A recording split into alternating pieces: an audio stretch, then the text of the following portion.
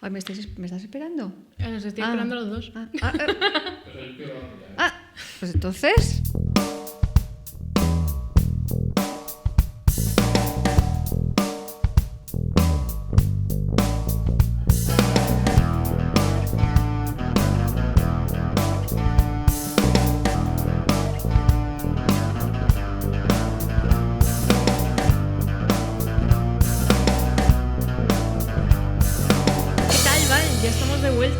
Pues con ganas de continuar con la historia, porque hemos dejado a Teseo ya siendo un hombrecito, príncipe de Atenas, ya con, bueno, pues con sus aventuras muy iniciadas, muy conocidas, y teníamos que hablar hoy de, bueno, de uno de sus hijos, de Hipólito, que tuvo con una de las reinas de las Amazonas, Hipólita. Como siempre hay versiones, ¿no? Sí. Pues vamos a ellas. Tú eres la experta en versiones. No. Yo metí tremendo chapón en el programa pasado, que este te toca a ti. Bueno, no, cuéntanos qué pasó con Hipólita. Ya dijimos, eso sí, que el nombre pues a veces también varía, pero el conocimiento entre ambos, conocimiento en sentido bíblico también, sí. Bueno, primero también comentar que todo esto ocurre antes del episodio del laberinto, que en el programa pasado de Diálogo no lo comentamos, pero la guerra de las Amazonas va a ocurrir también antes de que Teseo viaje a Creta a liberar a sus compatriotas. Bueno, que Teseo viaje a Creta. Y como mencionábamos también en el programa anterior, Teseo es pues eso, un héroe de culo inquieto, entonces va a estar otra vez los culos, va a estar de aquí para allá, llegará al país de las Amazonas y allí pues raptará o enamorará a la reina de las Amazonas, tenga el nombre que tenga, Hipólita, Antíope, Melanipa, bueno. Sí, vamos a quedarnos con Hipólita, ¿no? Ya que su hijo se va a llamar Hipólito, que por cierto Hipólita es un nombre parlante que tiene que ver con el ser jinete, ¿no? El hipos, claro, caballo.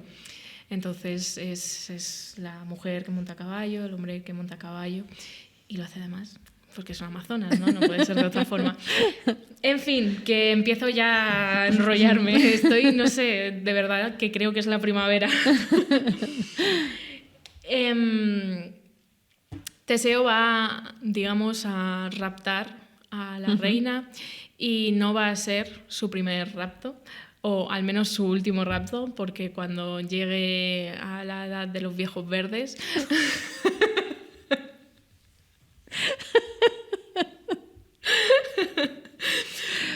Cuando llegue a la edad adulta, más adulta, todavía me suspende la tesis esta mujer. Pero si es que tienes más razón que un santo. ¿Qué te voy a decir? ¿Qué te voy a decir? Si es que es verdad. Es que este episodio, es lo muy veníamos tremendo. Comentando, no se conoce y es verdaderamente bochornoso. Horroroso. Porque Teseo, en su ya edad más madura, rapta a Helena, a la Helena que causa la guerra de Troya, cuando Helena es una niña. Y una niña de, pues, ¿qué podría tener? ¿6 años? No sé. No se sabe, pero... ya sabemos que el tiempo mítico no explicita tanta. Es cierto que yo, como de las reinterpretaciones que leo para la tesis y tal, normalmente las suelen poner en este, entonces a lo mejor también estoy un poco más influenciada por esas miradas, ¿no? Pero es una niña, porque claro, ocurre antes, evidentemente, de la guerra de Troya. Y la rapta con su amigo Pirito, y cuando ya están lejos de la corte de Esparta, metidos en el bosque, los dos señores se echan a la taba o a los dados o al azar quién se va a quedar con la niña. ¿Quién se va a acostar con ella? Sí, la verdad es que es brutal, ¿eh? O sea...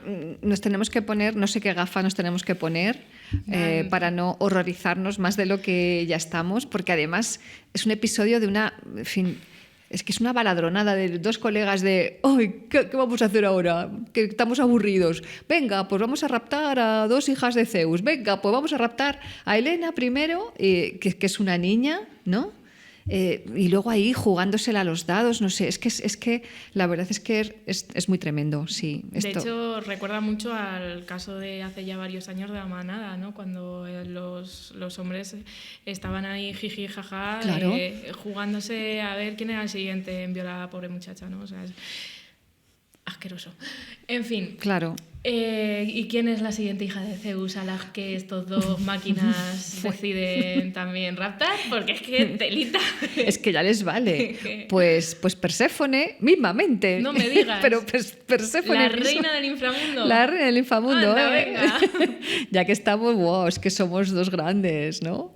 Y bueno, pues este es el momento en el que van a dejar a esta niña en Atenas, con Etra, justamente, con la madre de Teseo, al cuidado, mientras ellos pues, se van al inframundo a raptar a Perséfone. En fin, bueno, hay algunas fuentes que dicen que el fruto de esta unión entre Teseo y Helena es ni más ni menos que Ifigenia. Efectivamente. Algunas fuentes que así lo afirman. Otras no explicitan si aquella unión se llegó a consumar o no, pero en cualquier caso es que es tan... Bueno... Es muy vergonzoso, pero creo que al final tuvieron su merecido, ambos dos, con el segundo intento, con el rapto de Perséfone, ¿no? Claro, porque cuando Hades los ve llegar, dice, ¿a dónde vienen estos dos? Ay, madre. ¿A dónde van? O sea, Hades, que también está versado en raptar muchachitas, les vio en la mirada lo que pretendían tramar. Nos reímos, pero es que, en fin, porque reír para no llorar, ¿no? Sí, exacto. En fin, pero... Hades les ve llegar y les invita a su palacio, les saca unas sillas, les sienta ahí a beber vino, porque claro, el banquete, la ley de la hospitalidad. Y cuando dicen, bueno, pues vamos a seguir con lo nuestro y se intentan levantar de las sillas, pues no se pueden levantar de las sillas. Ay, que se han quedado pegados. Se les ha quedado el culo pegado a la silla, efectivamente. Esto sí que me causa tremenda hilaridad. Porque allí se quedaron pegados durante mucho tiempo. Bueno, Teseo tuvo suerte porque al poco pasó por allí su héroe, Hércules, que iba a hacer uno de sus trabajos, y el último de sus trabajos, ¿no?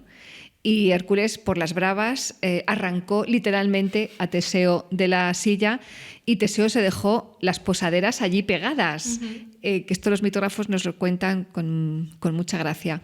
Y por cierto, esto es un mito etiológico muy divertido que explica por qué los atenienses, se decía, estaban como muy planos de culo, no tenían nalgas, estaban así como escurríos, ¿no? Pues porque descienden de Teseo y recuerdan esta metedura enorme de pata, ¿no? Con Pirito no pudo hacerlo porque empezó el inframundo a temblar y Pirito en principio allí se quedó. Ahí podría estar. Ahí puede estar, ahí puede estar. Sí, mientras estos dos estaban allí intentando levantarse del asiento, claro, los hermanos de Helena, los Dioscuros, Castor y Pólux, removiendo cielo y tierra para intentar encontrarla, ¿no? Y invadiendo todo el Ática, y también esto explica por qué se llevan tan mal los espartanos y los atenienses, ¿no? Entre otras muchas razones.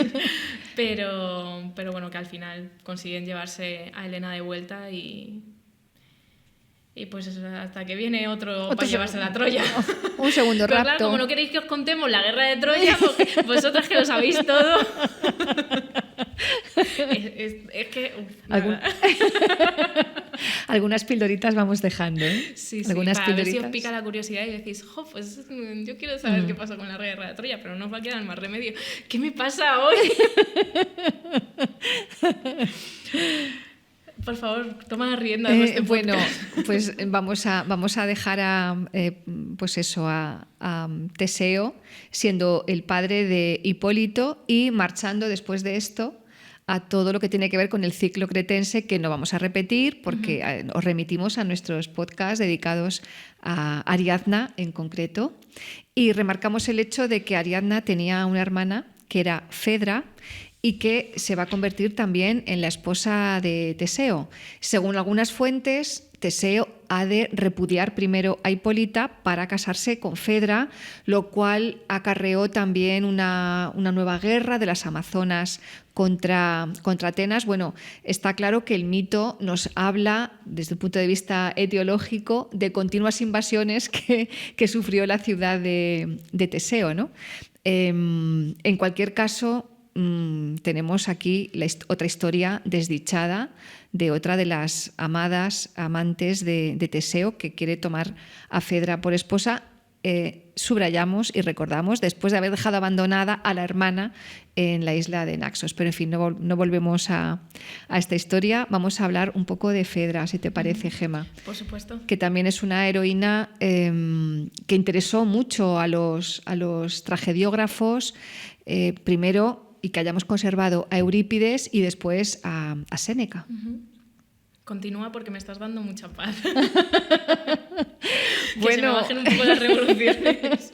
Pues tampoco es para estar muy tranquila, porque, porque en fin, Fedra, que se va a convertir en una especie de juguete de las diosas, a decir de Eurípides en su tragedia, va a concebir un amor, no sé si llamarlo incestuoso, porque Hipólito no es realmente su hijo, es su hijastro, pero en fin, Fedra es consciente de que aquello no está bien, lo de enamorarse de su hijastro, del hijo de su esposo, con el que, por cierto, también había tenido sus hijos, Acamante y Demofonte, pero en fin, están en el Olimpo dos diosas discutiendo sobre quién tiene más poder.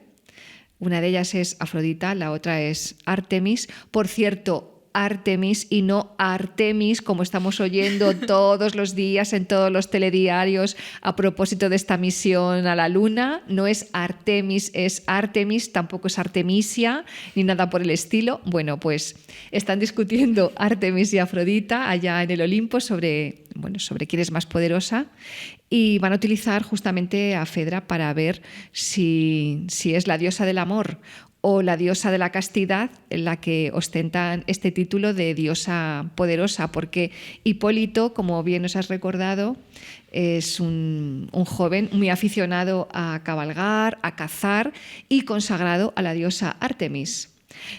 Por lo tanto, él no tiene ningún interés ni en Fedra ni en ninguna otra mujer de momento, y este es el quid de la cuestión, que la diosa Afrodita inspirará en Fedra un amor que nadie entiende, ni siquiera la propia Fedra, por este muchacho.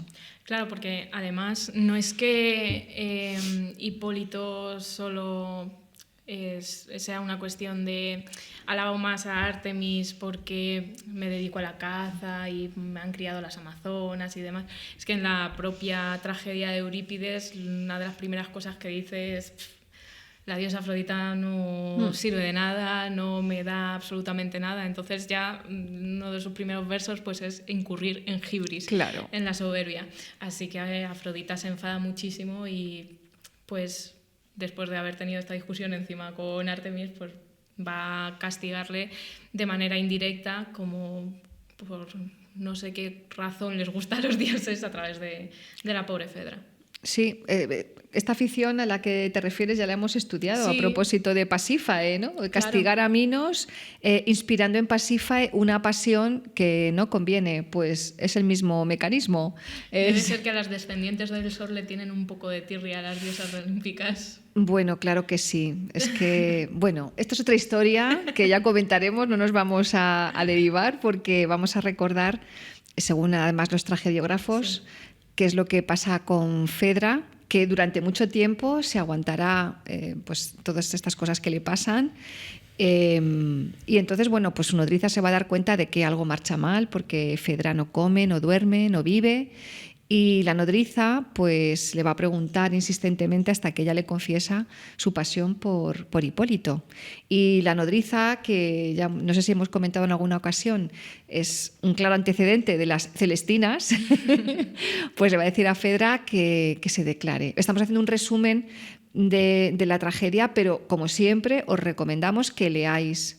Y si podéis ver representado, pues mejor que mejor, a Eurípides o a Séneca, en alguna de sus dos versiones. Entonces Fedra pues va a decidirse y va a confesar su pasión a Hipólito. Y entonces Hipólito reacciona mal. No, claro, él no quiere tener nada que ver con las mujeres y mucho menos con la esposa de su padre. Entonces la va a insultar, la va a repudiar, Fedra, que ya estaba avergonzada de sentir ese amor por él, encima ahora se va a sentir tremendamente dolida porque no es correspondido. Y además completamente desnuda en el sentido figurado de yo me he descubierto, ¿ahora qué va a pasar? Si Hipólito le cuenta esto a Teseo, Claro. no solo qué va a ser de mí, sino qué va a ser de mis hijos.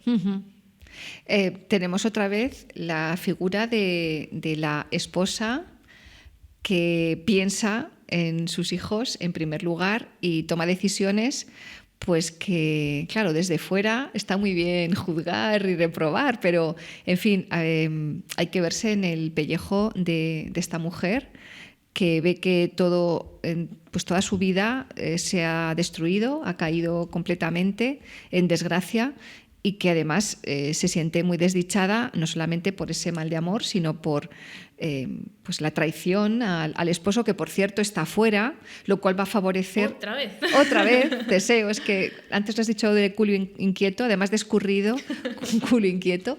Bueno, pues esto, claro, va a crear un caldo de cultivo donde se masca la tragedia, porque... Fedra va a dejar por escrito una acusación contra Hipólito. Va a decir a su esposo que ha sido víctima de una violación por parte de su hijastro, y acto seguido, ¿qué pasa, Gemma, con Fedra? Que se suicida. Bueno, pero la tragedia no acaba aquí, porque cuando vuelva Teseo y lea la carta de Fedra, va a maldecir a su hijo y va a imprecar a su otro padre, a Posidón, que hará surgir del mar un terrible monstruo que espantará a los caballos de Hipólito, que viajaba en su cuadriga por la orilla del mar. Hipólito caerá del carro, se verá arrastrado por las bridas que lo van sujetando, va a quedar destrozado completamente, y Teseo luego, pues claro, se va a arrepentir, como siempre sucede, cuando ya es demasiado tarde. El acto de Fedra responde muy bien a este dicho que tenemos de morir matando, ¿no? Sí. Morir matando. Efectivamente. Pero claro, ella se justifica diciendo que lo hace por sus hijos, ¿no? Como decíamos, ¿no? Porque ella lo que está preocupada no es solo por su honor, sino por el futuro de sus hijos. Si ella cae en deshonra, sus hijos no van a ser herederos de Atenas. Así que culpar a Hipólito es una manera de mantenerlos a salvo. ¿Está bien, está mal? Bueno, como digo, qué fácil es enjuiciar, ¿no?, desde fuera, pero no obstante, si es materia de un tragediógrafo filósofo como Séneca, la historia de Fedra, será porque se requiere una reflexión profunda a propósito de su actuación y de su destino. ¿Cómo cuál?